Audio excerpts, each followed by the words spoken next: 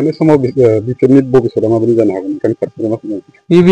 भबिष्यतआथ' मा जानो गोबाव सम 17 बोसोराव बिसोर गभर्नमेन्ट सालायदोंमोनब्लाबो दासो बिथांमोना बुंबाय थादों जे जों सरकाराव फैयोबा जों लेन्डलेस मानसिफोरनो हा होगोन होननानै बुंदों। किन्तु सरकारावथ' फैयाखै, फैनो हानायनि बेबस्थायानो गैला, माबायानो गैला, स्क'पआनो गैला। किन्तु दा जों नै दा जोंनि मानगोनां प्रमद बर' सारनि दैदेननाय जेनाखि सरकार, बिटिआर सरकार, काउन्सिल सरकार, बे काउन्सिल सरकाराव दासिमबो जों गोदान गोदान आसनि, गोदान गोदान प्लेनिं, मास्टार प्लेन खालामनानै फैनायखौ नुबाय थानो मोनदों। आरो ओंखायनो बुंनानै फोजोबनो हाया मानगोनां प्रमद बर' सारा जे गोदान गोदान पलिसि, गोदान गोदान जेनाखि थाखानाय प्रभिजनफोर दङ बेखौ दा इमप्लिमेन्ट खालामगासिनो दङ। इउपिपिएलआथ' दा जुदि इलेक्सना, काउन्सिल इलेक्सना जायोबा दाबो देरहानायनि अबस्थाया जोंहा रेडि जानानै दं। जों दा साबसिननिफ्राय हामसिन जों खालामनो नागिरदों। आरो बुंनो थाङोबा निसिमा समस्ति हिसाबैथ' थांनाय बाइ इलेक्सनाव 6700 बेब'धानाव मार्जिनाव जों देरहानानै थाखादों। दा होमब्लाबो जोंनि बे ओनसोलनि ब्लक कमिटि, प्राइमारि कमिटि आरो गुबुन गुबुन बिसिडिसिनि लिडार, चेयारमेनफोर, मेम्बारफोर आरो गुबुन गुबुन बुथ कमिटिनि जेनाखि दैदेनगिरिफोर बिथांमोना साखाफारा जागासिनो दङ आरो साबसिननिफ्राय हामसिन खालामनो थाखाय नाजागासिनो दङ। बेखौथ' नुगासिनो दङ।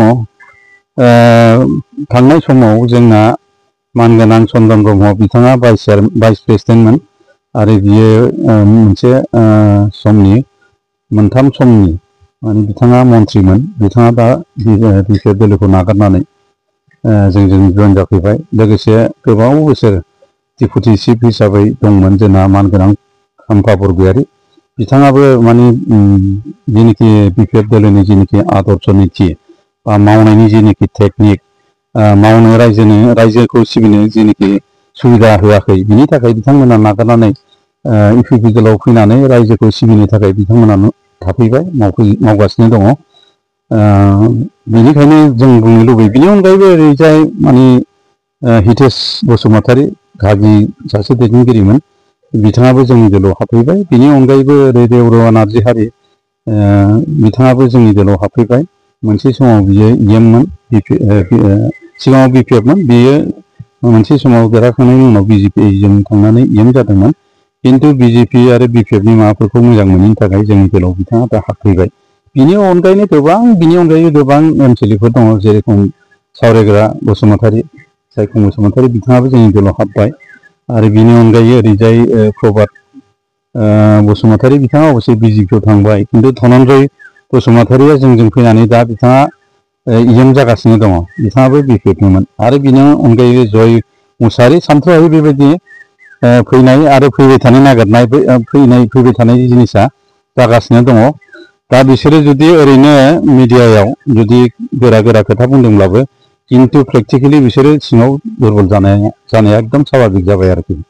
दुरबल जानाया एकदम स्वाभाबिक जाबाय आरोखि। बे समाव बिपिएफनि भबिष्यतआ माबायदि जानो हागोन? बिपिएफनि भबिष्यतआथ' मा जानो गोबाव सम 17 बोसोराव बिसोर गभर्नमेन्ट सालायदोंमोनब्लाबो दासो बिथांमोना बुंबाय थादों जे जों सरकाराव फैयोबा जों लेन्डलेस मानसिफोरनो हा होगोन होननानै बुंदों। किन्तु सरकारावथ' फैयाखै, फैनो हानायनि बेबस्थायानो गैला, माबायानो गैला, स्क'पआनो गैला। किन्तु दा जों नै दा जोंनि मानगोनां प्रमद बर' सारनि दैदेननाय जेनाखि सरकार, बिटिआर सरकार, काउन्सिल सरकार, बे काउन्सिल सरकाराव दासिमबो जों गोदान गोदान आसनि, गोदान गोदान प्लेनिं, मास्टार प्लेन खालामनानै फैनायखौ नुबाय थानो मोनदों। आरो बुंनो थाङोबा 5 बोसोरबाबो दा 4.5 बोसोर थांबाय, बिनि गेजेराव किन्तु अलमस्ट माने 1 बोसोर 3 मास बायदिया कर'ना भाइरासनि थाखायनो बिथाङा गावनि सरकारखौ मोजाङै सालायनो हायाखैमोन। नाथाय कर'ना भाइरास जोबनाय लोगो लोगो गोबां आसनि बिथाङा जोबोद खालामबाय थादों।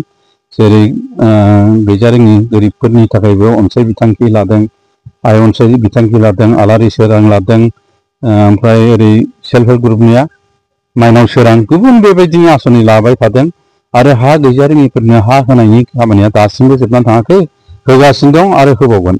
आरो मोजां खौराङा बेनो, ओरै खैला मैला एरियायाव, खैला मैला मालिबिथा एरियायाव गोबां फरेस्ट भिलेज दङ।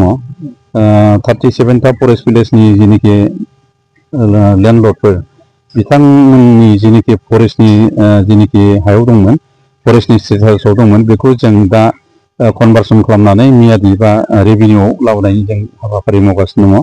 अलमस्ट कमप्लिटेड आरो बावैसोनि उनावनो बियो कनभार्सननि हाबाफारिया जोबहैनो हासिगोन आरोखि।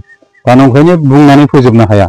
मानगोनां प्रमद बर' सारा जे गोदान पलिसि गोदान जिनिखि थाखानाय प्रभिजनफोर दङ बेखौ दा इमप्लिमेन्ट खालामगासिनो दङ।